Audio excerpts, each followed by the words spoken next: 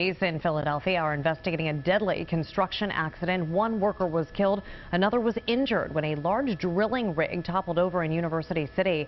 Natasha Brown is near the scene with what happened. Natasha. Well, the investigation is still continuing hours after this accident did happen. Jessica, we can tell you that investigators are still trying to figure out what caused this deadly accident at this construction site last night.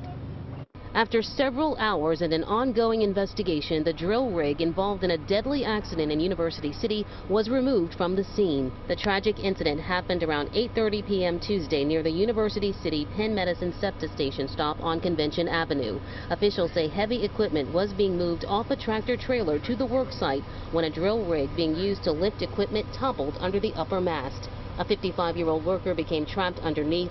It took about 15 minutes to extricate the man, but he was later pronounced dead at the hospital. We spoke with the operations coordinator at Cook Drilling in Bucks County. They tell us it was one of their employees who was operating the drill rig at the time.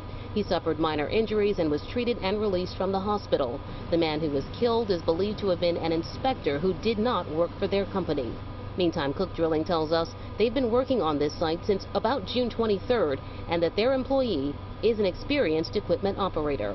The Philadelphia OSHA office is now investigating releasing this statement on Wednesday.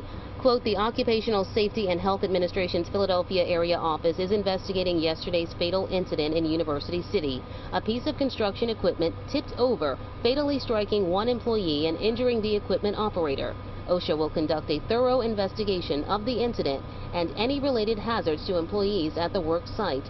By law, OSHA has up to 6 months to complete the investigation. Attorneys who handle cases like this say there could be civil and criminal actions if that is deemed necessary. Meantime, they say they are involved oftentimes just to prevent things like this from happening again. We're always looking, number one, to make sure that, that civil justice is done for a family that suffers a loss of this type, but we're looking for other similar accidents.